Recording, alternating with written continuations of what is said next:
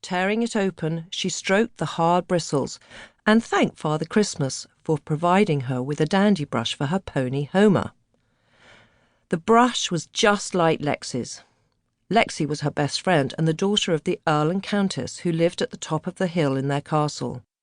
Descended from Italian royalty, the Countess made everyone refer to her as the Contessa, although Esme had never heard the Earl refer to his wife with anything but her English title. Lexi stabled her pony Jupiter with Homer at Sheer Farm, or in foster care as Lexi put it, because the castle stables were reserved for her mother's racehorses. Esme loved driving up to Scotland for the holidays when she could spend time with her pony and Lexi.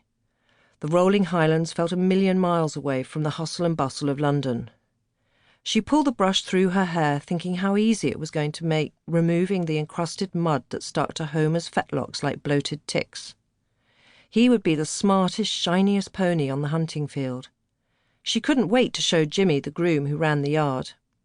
He was always grumbling about the state of her beloved Homer. The metal wires of the electric heater clicked and creaked, glowing red hot.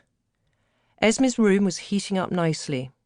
In fact, she'd almost forgotten the snow that lay outside. Sliding off her bed, she tiptoed over to the window and pulled back the curtains. She scratched the frozen condensation and peered out at the magical world beyond the glass. It was as if the lodge sat within a giant snow globe, enormous clouds of the palest grey sprinkling snowflakes across a white land, blanketing its secrets in a quiet stillness. Opening her window just a fraction, Esme allowed a snowflake to land on her palm and watched it melt into a tiny puddle. She hoped the Boxing Day hunt wouldn't be cancelled. It was going to be the first time Homer didn't have to be on a leading rein.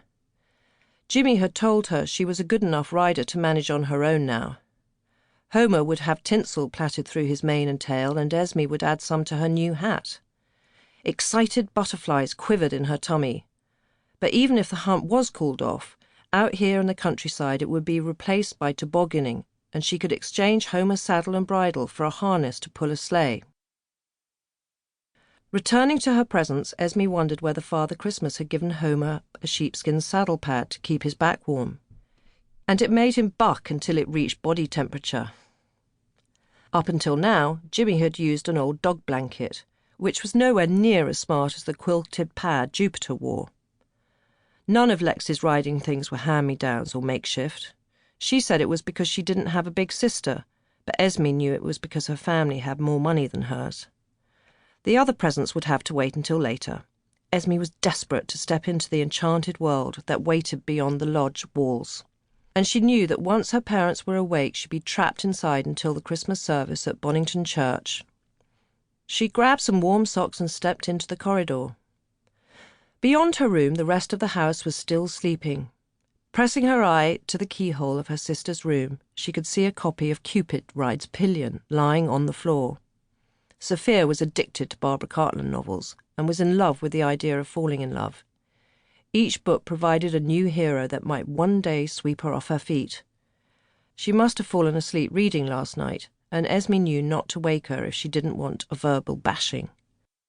Boarding school had made Sophia moody when she came back home, and she didn't want to do the same things as her little sister anymore.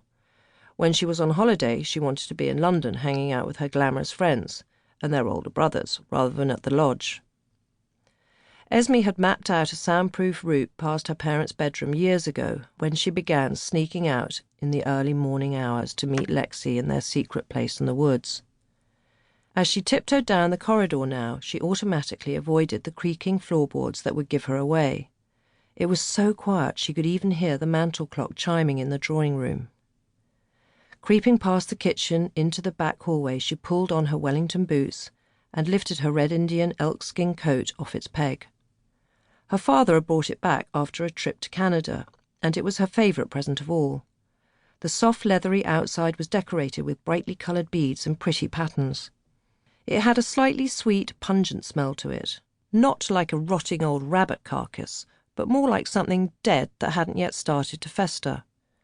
Her father had given her moccasin slippers too, but she had quickly learned that they weren't much use outside.